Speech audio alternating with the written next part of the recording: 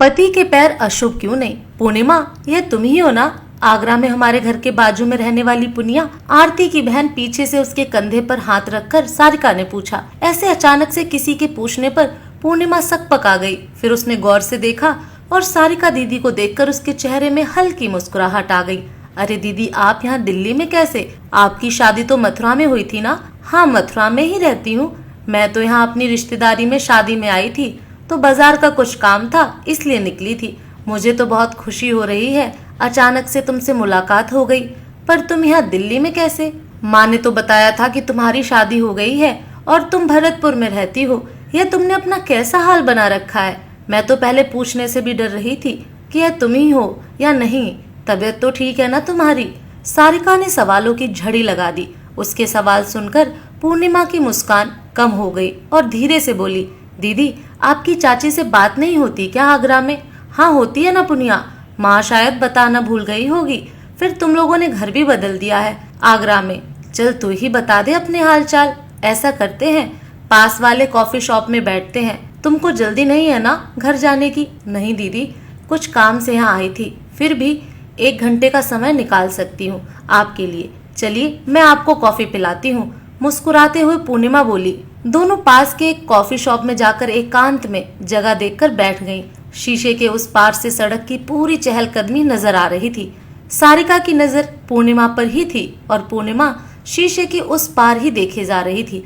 उसका हाथ पकड़कर सारिका ने पूछा, बताना पुनिया अपने बारे में, तुम्हारी ऐसी हालत कैसे हो गई? माँ ने भी कुछ नहीं बताया। पूर्णिमा का चेहरा मुरझा गया। फिर धीरे से बोली, दीदी, मेरी शादी तो भरतपुर में ही हुई थी। फिर शादी के 5 साल के बाद 3 साल के बेटे को छोड़कर मेरे पति लंबी बीमारी के बाद चल बसे। ससुराल में कोई कमी नहीं थी, सब लोग मेरा बहुत अच्छे से ध्यान रखते थे। मुझे अपने पति की जगह पर अनुकंपा के आधार पर नौकरी मिल गई थी। जेठानी और देवरानी दोनों मुझे बहनों जैसा प्यार करती थी। पति के ना रहने पर भी मेरे बेटे मयंक को कोई कमी नहीं थी। मायके में तो आपको पता ही है, मम्मी पापा नहीं है और भाई भाभी भी हम दोनों बहनों से ज्यादा मतलब नहीं रखते, इसलिए मैं मायके भी कम ही जाती हूँ। अब तो भैया और भाभी ने दूसरा घर भी ले लिया है। मैंने अपने आप को काम में ही व्यस्त रखा, लेकिन आरती दीदी से मेरा दुख देखा न जाता था। वह हमेशा मुझसे दूसरी शादी के लिए कहती रहती थी। मेरी ससुराल वाले भी चाहते थे कि मैं शादी कर लूं। बहुत देख समझकर 8 साल के बाद में शादी को तैयार हो गई। मुझे लगा कि मयंक को भी पिता का प्यार मिल जाएगा और मुझे भी एक जीवन साथी मिल जाएगा। साहिल की पहली पत्नी का देहांत हो गया था और वह एक 5 साल के बच्चे का पिता था। सब लोगों को लगा हम दोनों अपना पहला जीवन साथी खो चुके हैं, इसलिए एक दूसरे का दर्द अच्छे से समझ सकेंगे और समझा बुझाकर मेरी शादी साहिल से करा दी। मेरे जेठ जेठानी ने तो मेरा कन्यादान भी किया। मेरे पति के हिस्से का जो भी था वह मुझे और मेरे बेटे को दे दिया। शादी के बाद मैं दिल्ली आ गई। वहाँ पर भी एक जेठ जेठानी थे, सास ससुर नहीं थे। शुरुआत के 2-3 महीने अच्छे निकले। जेठानी को मेरा घर से बाहर ऑफिस जाना बिल्कुल भी पसंद नहीं था। धीरे धीरे मेरी जेठानी को घर में मेरी और मेरे बेटे की उपस्थिति खलने लगी और पीठ पीछे मेरे बेटे के ऊपर हाथ उठा देती। मेरा बेटा मुझे उनकी शिकायत करता तो मुझे लगता कि मयंक की भलाई के लिए ही उन्होंने ऐसा किया होगा और मैं अपने बेटे को समझा देती। धीरे धीरे जेठानी ने अपने देवर के कान भरने शुरू कर दिए कि ऑफिस के बहाने मैं बाहर गुलछर्रे उड़ाती हूँ। शुरुआत में तो साहिल ने ध्यान नहीं दिया, पर वह मेरे और मयंक के प्रति उदासीन रहने लगे। एक दिन साहिल की तबीयत अचानक खराब हो गई। काफी समय तक सुधार न होने के बाद बहुत सारे डॉक्टर और टेस्टिंग से पता लगा कि उसको पहली स्टेज का कैंसर है, लेकिन वह इलाज से सही हो जाएगा। मेरी जेठानी ने इस बात का फायदा उठाया और साहिल के कान भरने लगी कि पूर्णिमा से शादी के बाद ही तुम्हारी तबीयत खराब हो गई। इसका साथ तुम्हारे लिए शुभ नहीं है।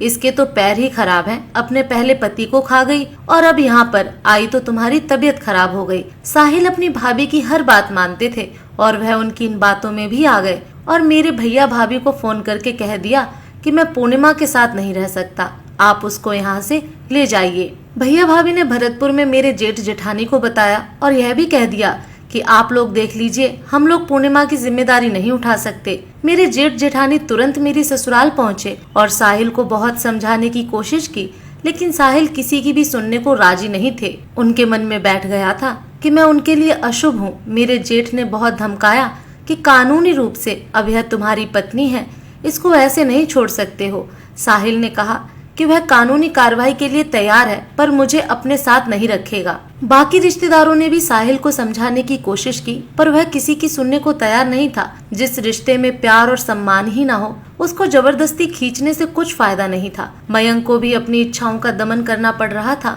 इसलिए कुछ समय के बाद मैंने साहिल का घर छोड़ दिया। अब मेरे पास यह समस्या थी कि मैं कहाँ जाऊँ। भाई भाभी रखने को राजी नहीं थे।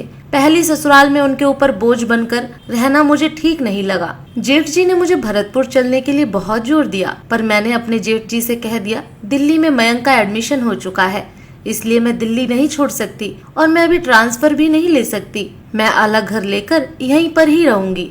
मैं उनका इतना ज्यादा फायदा नहीं उठा सकती थी। कब तक दूसरों पर आश्रित रह सकती थी। वैसे भी दूसरे विवाह के बाद उनकी मेरे प्रति जिम्मेदारी नहीं बनती थी। फिर भी उन लोगों ने मुझे दिल्ली में फ्लैट लेने के लिए सहायता की और मुझसे संपर्क बनाकर रखते हैं। साहिल ने तलाक के बाद तुमको कुछ नहीं दिया? दीदी, तलाक मैंने आपसी सहमति से ही दे दिया और मुझे उससे कुछ भी नहीं चाहिए था। मैंने आर्थिक संबल के लिए शादी नहीं की थी। अपना खर्च तो मैं खुद से उठा सकती हूँ, इतनी सामर्थ्य है मुझ में।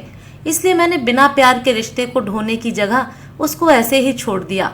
किसी ने मुझे बताया था कि साहिल का कैंसर ठीक हो गया है। उसने तीसरी शादी भी कर ली है। मयंक अब 15 साल का हो गया है। बस अब वह अपने पैरों पर जल्दी से खड़ा हो जाए, उसी से मेरी सारी खुशियां हैं। किसी भी लड़की को मेरे जैसा कष्ट न देखना पड़े दीदी। एक छोटी सी तमन्ना के साथ ही दूसरी शादी की थी कि जीवन के लंबे सफर में अकेले न रहना पड़े। मैं तो दोनों जगह की न रही, फिर भी मेरी पहली ससुराल वाले बहुत अच्छे हैं और हर तरह से मुझे सहायता करते हैं।